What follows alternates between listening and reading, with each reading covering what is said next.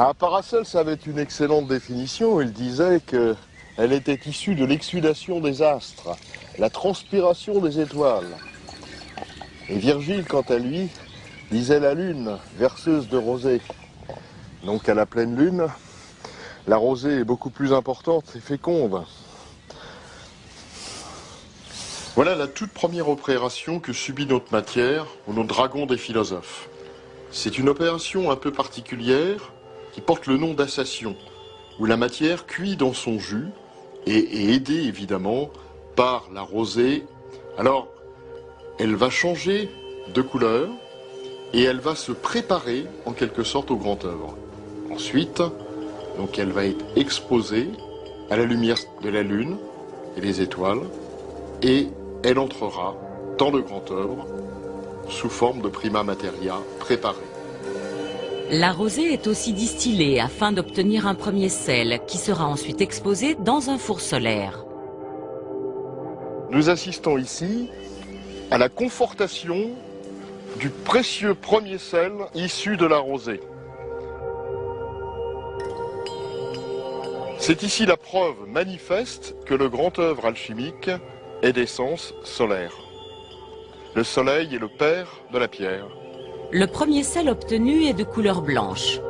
Le deuxième de couleur ocre est le résultat d'une autre cristallisation, toujours à base de rosée. Donc les deux sels constituent tous deux le feu secret des adeptes, pour permettre d'ouvrir leur matière et de pénétrer au cœur du grand œuvre. On voit donc ce dragon qui est pulvérisé dans le mortier. Et pour attaquer ce dragon, il va falloir, dans le feu, y adjoindre la lance du chevalier, qui elle-même est réduite en poudre.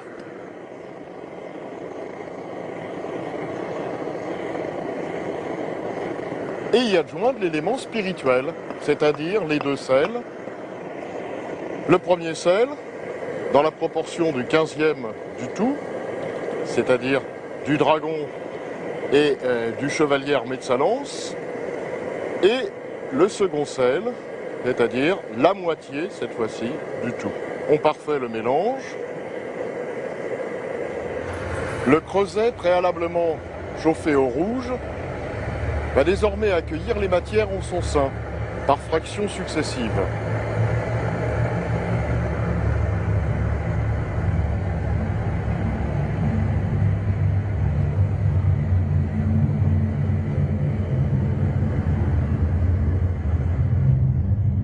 Des heures s'écoulent avant la fin de la première purification.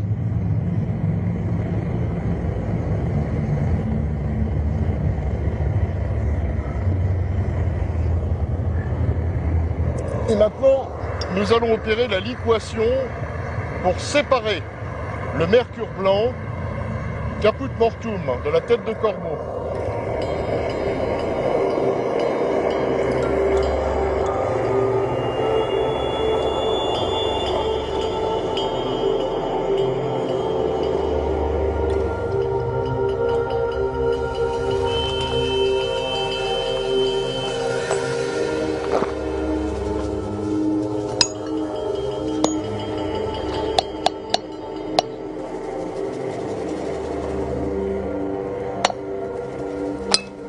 Voilà le premier mercure, séparé de la tête morte, le caput mortuum.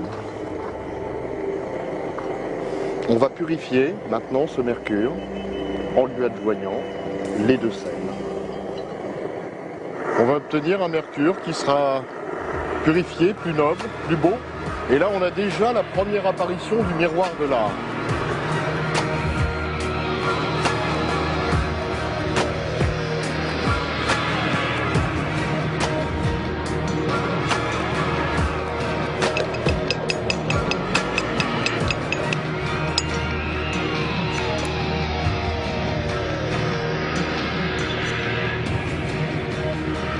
Notre mercure s'est bien purifié. À la fin de la deuxième purification, nos alchimistes obtiennent l'émeraude des philosophes ou vitriol. nous obtenons notre vitriol à la place du caput mortuum. Et cette substance est vivante et c'est également le lion vert.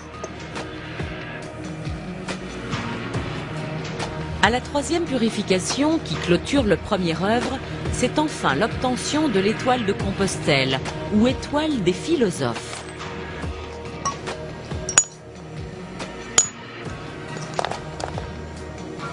Voici l'étoile de Compostelle, l'étoile du compost.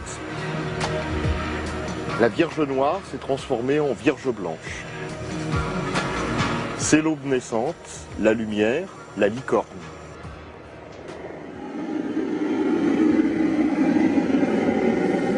Pour le deuxième œuvre, nos alchimistes calcinent les scories ou capoutes du premier œuvre, auxquelles ils ajoutent l'émeraude, puis l'étoile. En fondant, l'étoile génère l'eau mercurielle. Celle-ci, en imprégnant l'ensemble de la matière obtenue, donnera, après 7 à 9 sublimations, le rubis, qui sera le germe de la pierre philosophale. Cette phase prendra plusieurs jours. Nous sommes en train d'extraire le germe de la pierre philosophale, autrement appelé le rubis, la chose double, ou la rémore, ou encore le rémora. Voilà les composés salins pour former la coque du troisième œuvre. Le troisième œuvre, ou la grande coction, commence par la confection de l'œuf philosophal. La coque, en partie confectionnée, le rubis, sera positionnée à un emplacement très précis, tenu secret par nos alchimistes.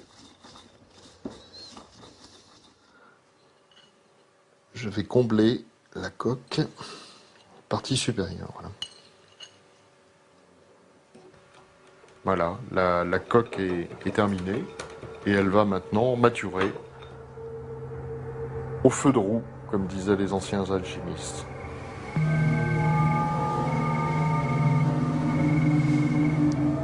Nous entreprenons la grande coction. Nous aménageons donc l'œuf philosophal dans son nid.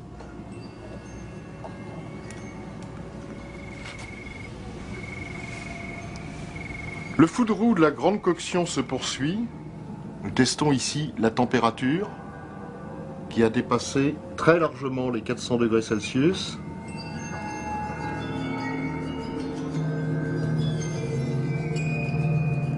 Alors nous arrivons à la température de 525, 530 degrés Celsius, qui est la température de fin de coction.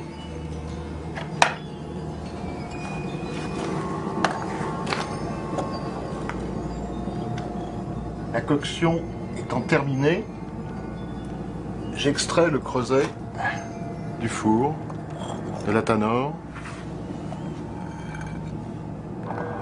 La grande coction est le processus d'élaboration de la pierre philosophale qui permettrait, dans un premier temps, d'obtenir l'or potable, médicament universel ou encore élixir de longue vie.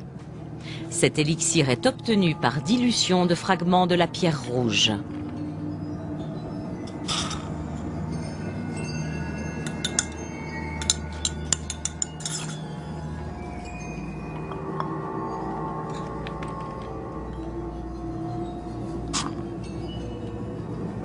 La pierre a transmis sa teinture au monstrum, utilisé ici, c'est-à-dire en fait de l'alcool pur.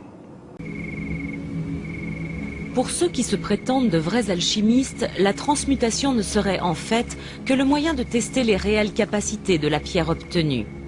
Pour augmenter sa puissance à transmuter en argent ou en or, la pierre philosophale devrait subir au moins 3 multiplications, c'est-à-dire 3 nouvelles coctions, avec à chacune un rajout de germes. Nous sortons l'œuf philosophal et le phénix, la pierre, doit apparaître.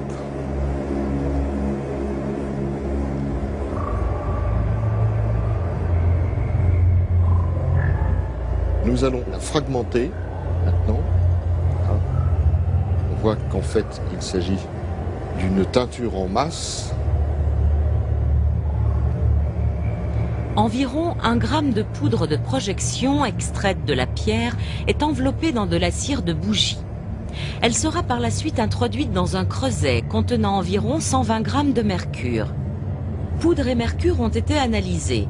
Ils ne contenaient aucune trace d'or.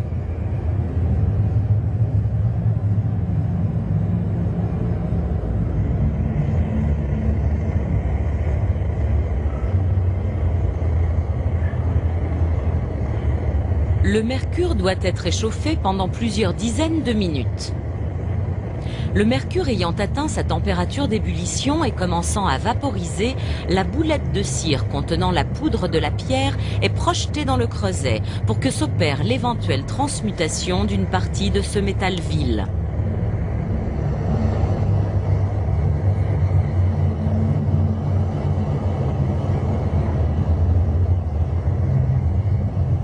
La matière étant actuellement en parfaite fusion, la transmutation est en train de s'opérer et nous n'allons pas tarder à opérer la coulée. Un alchimiste du XVe siècle, Nicolas Gros-Parmy, a écrit « La patience est l'échelle des philosophes et l'humilité la porte de leur jardin. » La transmutation s'étant parfaitement effectuée,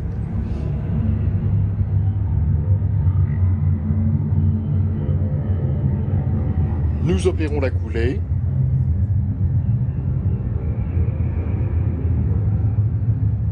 L'or se manifeste.